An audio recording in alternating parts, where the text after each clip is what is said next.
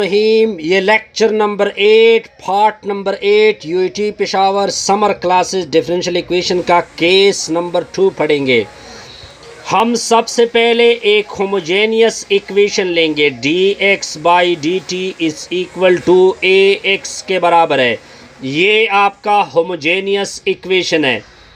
अगर मैं इसका कैरेक्टरिस्टिक इक्वेशन लिखना चाहूँ तो डिटर्मिनेंट ए माइनस लेमडा आई होगा, इक्वल टू में क्या करोगे, ज़ीरो के बराबर। लेकिन यहाँ पे जो लेमडा आएगी वो आपकी कम्प्लेक्स वैल्यू आएगी। अब फिर क्या होगा अगर कम्प्लेक्स वैल्यू आ गई, तब इसके लिए हम एक थ्योरम को डिस्कस करेंगे। ठीक है जी, ये थ्योरम आएगी, अगर कम्प्लेक्स वैल्यू आएगी तो क्या होगा। तो थ्योरम क्या कहता है, थ्योरम बड़ा सिंपल है। सॉल्यूशन ये जो थ्योरम है ये सॉल्यूशन के ऊपर है जी, क्योंकि जब कम्प्लेक्स वैल्यू आएगी तो आपने सॉल्यूशन लिखना होता है कम्प्लेक्स वैल्यू के लिए। तो इसके लिए हम एक सिंपल सा थ्योरम क्या करेंगे, डिस्कस करेंगे। मान लो कि कैपिटल के मेरा आइगन वेक्टर है। ठीक है जी, ये मेरा क्या है जी, आइगन वेक्टर है। लेकिन ये जो आइगन वेक्टर है ये किसी लेमडा 1 के ऊपर आया होगा। मान लो कि लेमडा 1 जो है वो एक कम्प्लेक्स वैल्यू है। कम्प्लेक्स वैल्यू मतलब अल्फ़ा प्लस अयोटा बी की फॉर्म में। अल्फ़ा और बी कहाँ से होगा, रियल से। दोबारा रिपीट कर रहा हूँ, ये जो मैं थ्योरम डिस्कस कर रहा हूँ ये सॉल्यूशन के ऊपर है। Point clear. अब हमने सपोज किया कि के कोई आइगन वेक्टर बना, ये जो आइगन वेक्टर आएगा ये किसी आइगन वैल्यू के ऊपर आएगा। लेकिन यहाँ पे जो मैं आइगन वैल्यू लूँगा वो आप नोट कर ले कि वो आइगन वैल्यू एक कम्प्लेक्स वैल्यू होगी। जैसे कि आपके सामने lambda 1 alpha plus iota B, alpha और बीटा कहाँ से है, रियल से है। Point clear. अब आपका सॉल्यूशन क्या बनेगा, अब आपके दो सॉल्यूशन बनेंगे। एक x1 होगा जो कि इस फॉर्म में होगा k1 e पावर लेमडा 1 साथ में t। दूसरा सॉल्यूशन होगा k2 फिर k के ऊपर बार यानी कंजुगेट। ठीक है जी, e पावर लेमडा 1 ऊपर क्या आएगा, बार साथ में t। अब अगर मैं इसका बार ले लूँ, अगर आप लेमडा 1 का बार ले ले तो आपने ये वाला सिंबल चेंज करना है, तो अल्फ़ा माइनस अयोटा बी। तो ये आपकी क्या होती हैं, सोल्यूशन बन जाती हैं। ये किसकी सोल्यूशन बन जाती है, D X by D T equal to A X की। लेकिन यहाँ पे नोट कर ले कि यहाँ पे कम्प्लेक्स आइगन वैल्यू की बात हो रही है। एग्जाम्पल में सब कुछ आपको क्लियर होगा। अब जाते हैं जी एग्जाम्पल नंबर 04 के ऊपर। ठीक है जी, हमें दो इक्वेशन गिवन है, D X by D T equal to 6x minus Y. एक और इक्वेशन गिवन है, D Y by D T equal to 5x plus 4y। अब सोल्यूशन को देखते जाइए। पहले इसको मैट्रिक्स में लिख दे, यानी क्या होगा, D X by D T, फिर नीचे होगा D Y by D T. दूसरे को भी मैट्रिक्स फॉर्म में लिख दे, 6x माइनस वाई इंटू में 5x जमा 4y। आगे देखते जाइए जी, आगे लेफ्ट को कुछ ना कहो, dx by D T D Y by D T होगा। फिर इस तरह ब्रैकेट यानी मैट्रिक्स, कोफिशिएंट उठा लो, 6 माइनस 1 5 और 4, एक्स वाई को कॉलम में लिख दो। Point clear. अब इस मैट्रिक्स का नाम रख दो कैपिटल ए। 5 और 4 हो गया। अब आपने इसका कैरेक्टरिस्टिक इक्वेशन लेना है, यानी determinant A minus lambda I equal to क्या करना है, 0। डिटर्मिनेंट अपनी जगह होगा, ए की वैल्यू को प्लग कर दे, 6 माइनस 1 5 4। अब आगे देखते जाइए, लेमडा अपनी जगह, आई की वैल्यू 1 0 0 1 पुट कर दोगे इक्वल टू में 0। तो डिटर्मिनेंट होगा 6 माइनस 1 5 4, लेमडा मल्टीप्लाइड होगा लेमडा 0 और लेमडा इक्वल टू में 0। पॉइंट क्लियर सर, बिल्कुल क्लियर। तो डिटर्मिनेंट इक्वल होगा। अब आगे देखते जाइए, 6 माइनस 1 5 और 4। ठीक है जी, अब आगे क्या होगा, इधर मैंने एक स्टेप आपको बताना है जी। 6 लेमडा से सब्ट्रैक्ट होगा 6 माइनस लेमडा, -1 0 से तो -1, 5 0 से 4 माइनस लेमडा इक्वल टू में 0।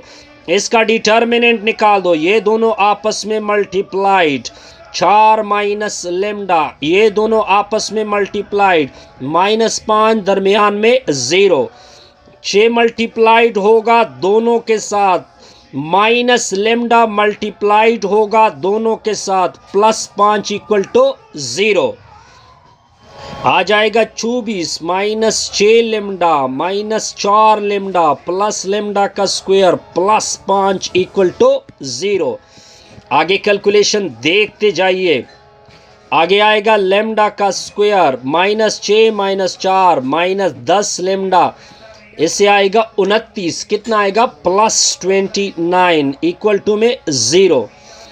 अब देखिए ये क्वाड्रेटिक है तो क्वाड्रेटिक का formula -b plus minus b square -4ac divide में क्या होगा 2a, ये आपका a आएगा, ये आपका b और ये आपका c। तो वैल्यू प्लग कर दे, माइनस इंटू -10 प्लस माइनस 6 -10 का स्क्वायर -4 1 इंटू 29 डिवाइड में क्या होगा 2 इंटू 1। Point clear sir? बिल्कुल क्लियर। लेमडा इक्वल टू इससे आ जाएगा 10 प्लस माइनस -10 का स्क्वायर 100, 29 ज़रबे 4, 4 9 36, 3 गया 4 दूने 8, 116 डिवाइड में क्या होगा 2। Point clear sir? बिल्कुल क्लियर। Lambda equal to 10 plus minus, इससे -16 आएगा डिवाइड में क्या होगा 2। Lambda equal to 10 plus minus -16 को लेको 16 ज़रबे -1 बटा में 2। आगे कैलकुलेशन को देखते जाइए। अब lambda equal to 10 plus minus 16 का अलग अंडर द रूट, -1 का अलग बटा में 2। तो अब देखिए 10 प्लस माइनस 16 का 4 -1 स्क्वायर रूट का आयोटा बटा में 2। दो वैल्यू आ गई, एक प्लस के साथ उसको लेमडा 1 नाम दोगे, एक माइनस के साथ उसको लेमडा 2 नाम दोगे बटा में 2। 2 1 2 5 दूने 10, 2 दूने 4, 2 1 2 5 दूने 10, 2 दूने 4। तो लेमडा 1 की वैल्यू 5 + 2 आयोटा आ गई, लेमडा 2 की वैल्यू 5 - 2 आयोटा आ गई। ये दोनों कम्प्लेक्स वैल्यू आ गए कि नहीं आ गए? बिल्कुल सर कम्प्लेक्स वैल्यू आ गए। तो इसका मतलब ये बना कि अब हमने क्या करना है, करस्पॉन्डेंस आइगन वेक्टर को क्या करना है, डिस्कस करना है। ठीक है जी।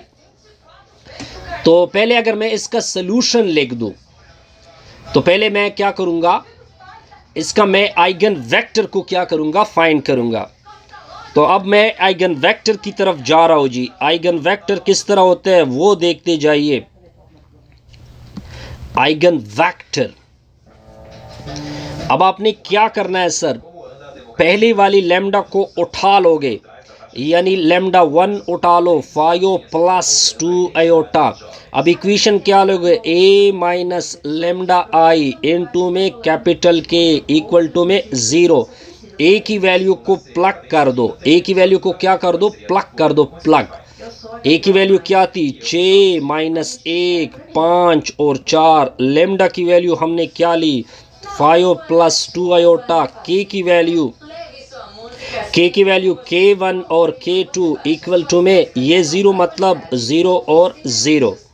बस आपने क्या करना है जी, ये लेमडा इसके साथ आइडेंटिटी मैट्रिक्स भी आएगा 1 0 0 1। तो 6 -1 5 और 4, अब ये मल्टीप्लाइड होगा आइडेंटिटी मैट्रिक्स के साथ, 5 + 2 आयोटा, फिर 0, फिर 5 + 2 आयोटा इनटू में क्या होगा, K1 और K2 इक्वल टू में होगा 0 और 0। आगे कैलकुलेशन देके 6 इससे सब्ट्रैक्ट होगा, 6 में से 5 गया, 6 में से अगर 5 को क्या करोगे, सब्ट्रैक्ट करोगे तो 1 - 2 आयोटा आएगा। ठीक है, -1 - 0 -1, 5 - 0 5, 4 में से 5 -1 + 2 आयोटा, -1 - 2 आयोटा आई थिंक आता है, बिल्कुल इक्वल टू में क्या होगा K1 और K2 इक्वल टू में क्या होगा 0 और 0।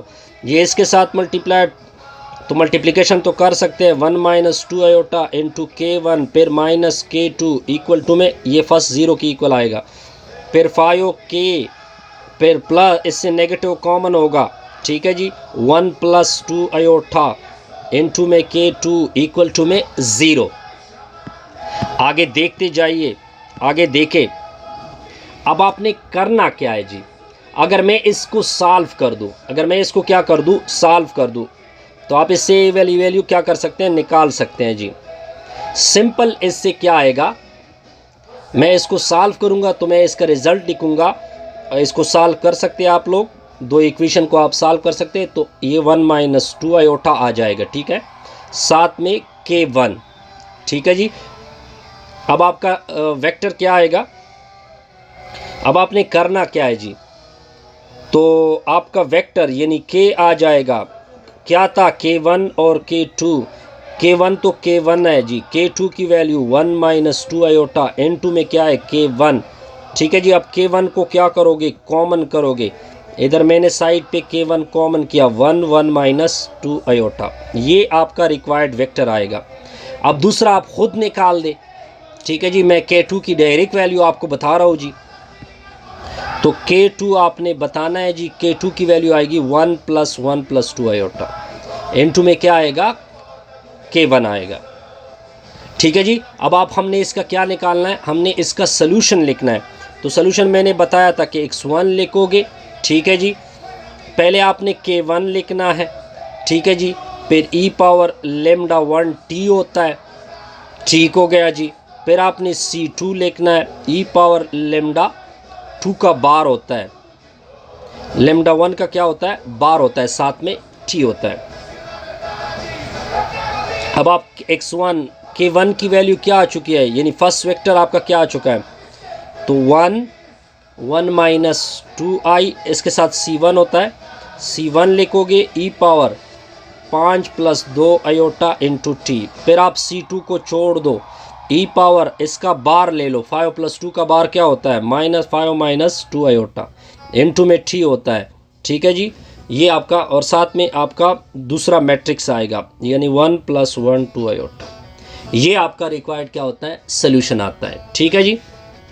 अब आपको एक नोट करना है जी, वो नोट है क्या, सिंपल सा नोट है जी, वो नोट क्या है, K2 correspondence to lambda 2 are the conjugate of the entries, ठीक है जी।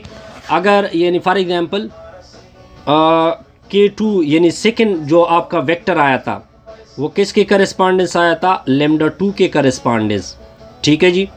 तो जब वो लेमडा 2 के करस्पॉन्डेंस आ गया तो K1 किसके करस्पॉन्डेंस आ चुका था, लेमडा 1 के करस्पॉन्डेंस, लेकिन ये एक दूसरे के कंजुगेट थे। कंजुगेट मतलब कि लेमडा 1 बराबर था लेमडा 2 के बार के, या लेमडा 2 बराबर था लेमडा 1 के बार के, मतलब सिंपल ये है जी इसका, ठीक है जी। इस तरह K वेक्टर K और K2 भी आपस में बार आ चुके हैं, यानी K2 K1 के क्या आ चुका है बार, ये आप बहु भी जानते हैं, फिर आप एक नेक्स्ट थ्योरम को देखेंगे, ठीक है जी।